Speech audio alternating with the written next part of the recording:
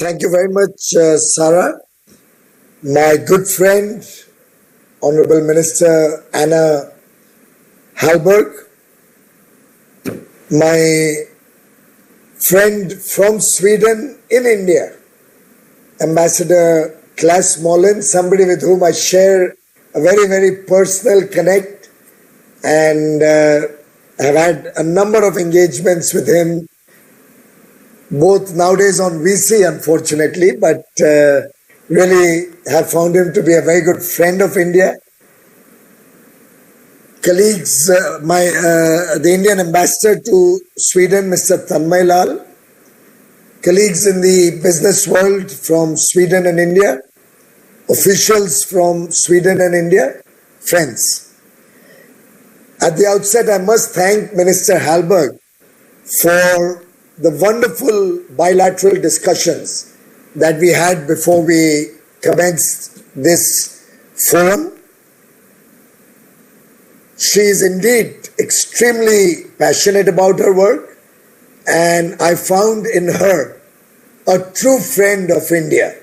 My earlier engagements also have led me to believe that under her leadership, and given the huge connect that the prime ministers of both countries and the people of both countries have with each other, there is no reason Sweden and India cannot aspire for significantly upping the trade and investment relationship, significantly growing our bilateral ties. And I do hope today's engagement with the CEO Forum, ably led by Sarah Larson, will help us take this engagement, this relationship to the next level. Sarah, I must compliment you for your work with women's rights, for your bold decision to even quit your job and work for an NGO in New Delhi. And I'm sure this kind of, let's say, multilateral engagement, even on social issues, will always help further cement the ties between countries. My best wishes to you for your efforts in that direction. Ladies and gentlemen, India and Sweden are natural partners. We trust each other. We've been working with each other for over a century now. We have some companies in India which have worked here for more than 100 years. And I remember sharing with you, Miss Hallberg, when I was in Sweden last, my own father had very deep connect with Swedish companies in his working years, probably 50 years ago.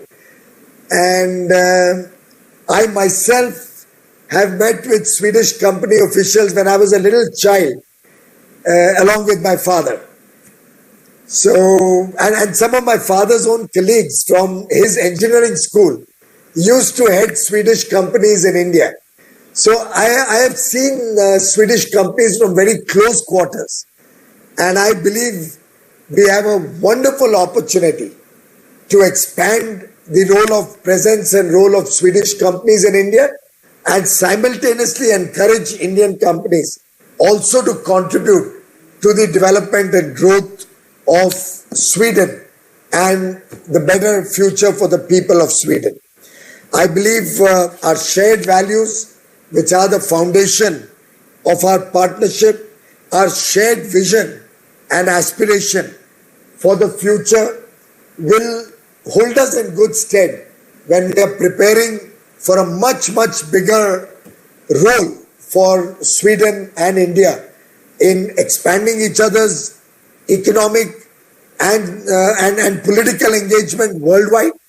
And I do continue to look forward to the support of Sweden in India's own efforts to expand our economy, to provide jobs and work opportunities to the millions of young boys and girls coming out with special skills with engineering and accounting and science and so many other skill sets which can help Sweden, Swedish companies grow and expand both in India and in Sweden.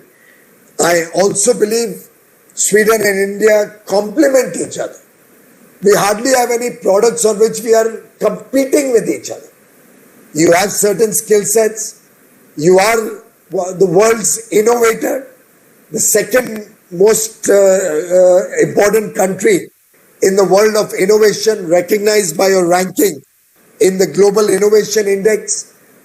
My own experience is that Sweden is in the forefront of developing cutting-edge technologies in a variety of fields, and India can benefit immensely with this partnership. I would like to assure you and your colleagues that when we talk of Aatmanirbhar Bharat, the Honorable Prime Minister of India, Mr. Narendra Modi, is not looking at self-reliance by closing the doors of India. When we talk of a self-reliant India, we are looking at a strong India, engaging with the rest of the world from a position of strength, with high quality products, with innovation, with competitive pricing, yet with open and transparent system of governance and business, so that the world can look at India as a trusted partner. We believe we are opening our doors wider for greater economic engagement with the rest of the world, and we believe the Swedish companies in India have a very big role to play in our hope and desire to expand our engagement with the rest of the world. Aatmanirbhar Bharat includes all companies and manufacturers in India, which includes your Swedish. Closing our doors to imports also. We are encouraging import of high-tech products. We are encouraging people to bring technologies into India, to bring skills into India, to bring better qualities of healthcare and education to India. Wherever we feel that India and the corresponding country can both mutually benefit from the reciprocal engagement, I can assure you, Sweden is as much a partner and a part of Aatmanirbhar Bharat as any other democratic, like-minded country which believes in rules of fair trade, which believes in reciprocal access to Indian businesses in their country, whose economic model is transparent and open to, let's say, fair and equitable trade between the two countries. And in that respect, while Sweden and India score very high in our partnership, the sad part is on the merchandise trade. In the last 3-4 years, we've been falling, and that's not a good sign. I think we need to expand our merchandise trade, both sides, while also encouraging investment on both sides. Our Indian companies providing products or services that are of interest to Sweden, and likewise innovation, technology, manufacturing and services coming to India, so that the people of India can also benefit with the wonderful work that Sweden and Swedish companies are doing. I believe, as Minister Hallberg and I discussed, the year 2020 has been a challenging year. But let us convert this crisis into an opportunity. Let us work together to build a more resilient and economically strong partnership. We trust each other, and I think trusted nations and trusted business partners are the need of resilient global supply chains into the future. I believe we can work with Swedish companies and the Swedish government in the spirit of a friend, an ally, a trusted partner, and Sweden will certainly help India transform to the next level of growth and development. As Honorable Prime Minister Modi said, the 21st century belongs to India, and we would like Sweden to be a part of our efforts to expand the Indian economy, to reach higher levels of prosperity to the last man at the bottom of the pyramid, to completely eliminate poverty in India and design an India suitable for global engagement in the modern 21st century world. We have taken significant steps to bring transformational change and reform into India.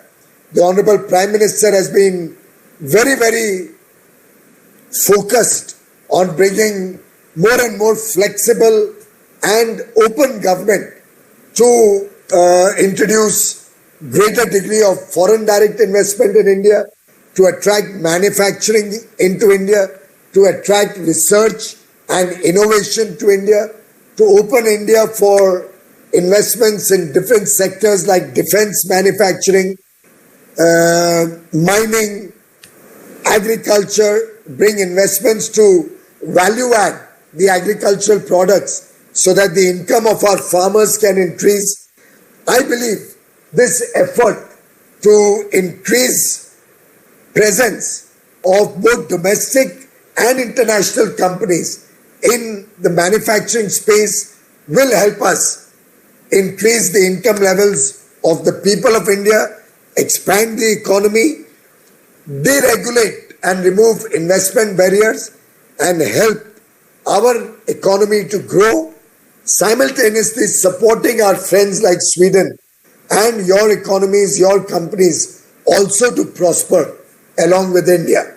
After all, we provide one of the world's largest business opportunities, 1.35 billion people, a very large and growing middle class, aspiring for a better quality of life. And I'm sure Swedish companies would love to work in India and explore bigger and better opportunities from the Indian market, while at the same time, as Minister Hallberg and I discussed, we will look for Sweden and the European Union also opening its doors a little wider, removing some of the non-tariff barriers or standards which are very often unachievable for any company from anywhere in the world almost, other than Europe, so that we can believe in reciprocity in our trade with Europe and Sweden and help expand business on both sides.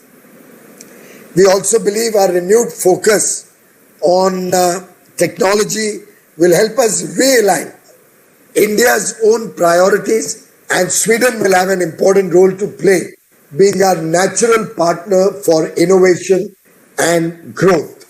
As Nelson Mandela had said, and I quote, "After climbing a great hill, one only finds that there are many more hills to climb." I think we've had some, I would say, moderate successes in our partnership with Sweden. We have climbed a few hills. We have many, many more hills to climb ahead of us. And I'm sure engagements like the CEO Forum and the Sweden-India Strategic Business Partnership being held today will help us expand this friendship, expand this relationship at every level, and make Sweden an important part of India's own growing economy. Let us move from the current levels to significantly larger levels. I don't know what target to set before us. As Minister Hallberg and I discussed and decided, we'll allow our officials and our industry to engage with each other over the next 3 months so that you come up with a roadmap of expanding our relationship rapidly. We are planning to have another bilateral 3 months from now, followed, I hope, by a visit by Minister Hallberg and her team of officials and industry sometime in the fall of 2021, by which time I hope COVID is behind us and we can once again get back to very, very rapid and growing engagement with each other. Ladies and gentlemen, my best wishes to Minister Hallberg, to the leadership of Sweden, to the people of Sweden, for your good health. I pray for the world to get out of this corona crisis at the earliest, and I do hope 2021 holds happier and better tidings for all of you. Thank you very much for your patience. Thank you, ladies and gentlemen.